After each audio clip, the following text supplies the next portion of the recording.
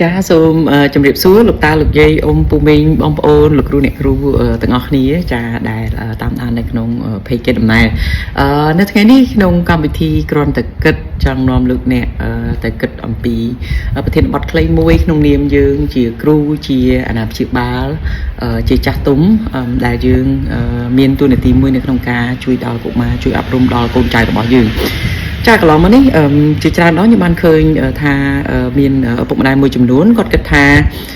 ការដែលកូនគាត់លេងហ្គេមដែលជាជំនួយក្នុងការសិក្សាក៏ដូចជាមើលកម្មវិធីទូទស្សន៍ដែលជាជំនួយដល់ការសិក្សារបស់កូនគាត់ជារៀងរាល់ថ្ងៃចំណាយពេលច្រើនម៉ោងទៅលើភាសាអង់គ្លេសដែលគេហៅថា educational games ឬក៏ educational TV ដែលមានន័យថាជា game ឬក៏ជាកម្មវិធីទូទស្សន៍ដែលជួយដល់ការសិក្សាអប់រំរបស់កូនហើយក៏គិតថាកម្មវិធីទាំងអស់ហ្នឹងដែលកូនគាត់ចំណាយពេលនៅមុខទូទស្សន៍មុខទូរស័ព្ទមុខ iPad មុខ tablet ជាច្រើនម៉ោងហ្នឹងគឺជួយដល់កូនគាត់នៅក្នុងការចេះប្រស្រ័យតំណែងហើយនឹងចេះជំនាញគិតចេះ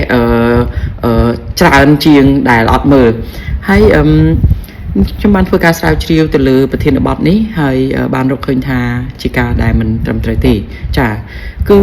ការដែលកូនក្មេងចំណាយពេលជាពិសេសគឺវ័យគាត់ដំបូងនៅក្នុងជីវិត5ឆ្នាំដំបូងនៃជីវិតមានន័យថាតាំងពីគាត់កើតមករហូតដល់អាយុ5ឆ្នាំចានៅពេលដែលគាត់ចំណាយពេលទៅលើទូរស័ព្ទទៅលើ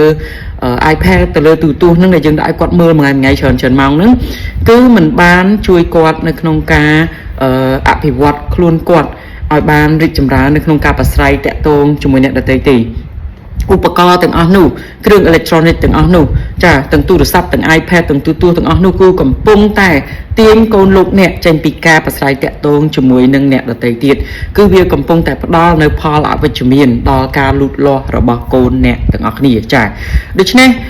សូមចាំថានៅពេលដែលកុមារកើតមកនៅក្នុងវ័យគាត់5ឆ្នាំដំបូងគាត់ត្រូវការរៀនអំពីជំនាញនៅក្នុងការទំនាក់ទំនងរៀននិយាយរៀនប្រស្រ័យតាក់ទងរៀនធ្វើចលនានៅក្នុងរាងកាយរបស់គាត់ចាហើយ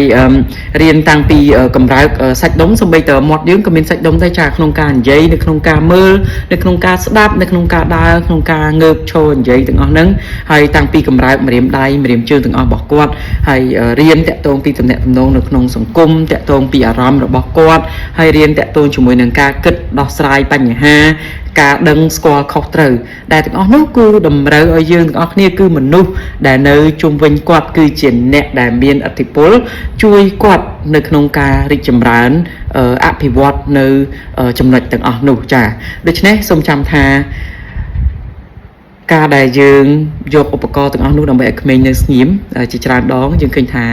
គាត់ក៏សូម្បីតែក្មេងទូចអត់ទាន់ចេះនិយាយគាត់ចេះយំទាទូរស័ព្ទទា iPad ទាមើលទូរទស្សន៍ដែរ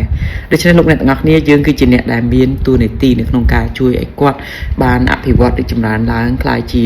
ធនធានល្អនៅក្នុងសង្គមក្លាយជាកូនល្អរបស់យើងជាចៅល្អចាដូច្នេះត្រូវការដល់លោកអ្នកទាំងអស់គ្នាជាអ្នកដែលចំណាយពេលវេលាកម្លាំងរបស់យើងដើម្បីជួយដល់គាត់មិនមែនទុកឲ្យទូរស័ព្ទទូរទស្សន៍ឬក៏ iPad អីទាំងអស់ហ្នឹងជាអ្នកជួយដល់គាត់ទេចាចុះលោកអ្នកអាចគិតហើយខ្ញុំជឿថាព្រះអង្គនឹងប្រទានបញ្ញាដល់លោកអ្នកនៅក្នុងការដែល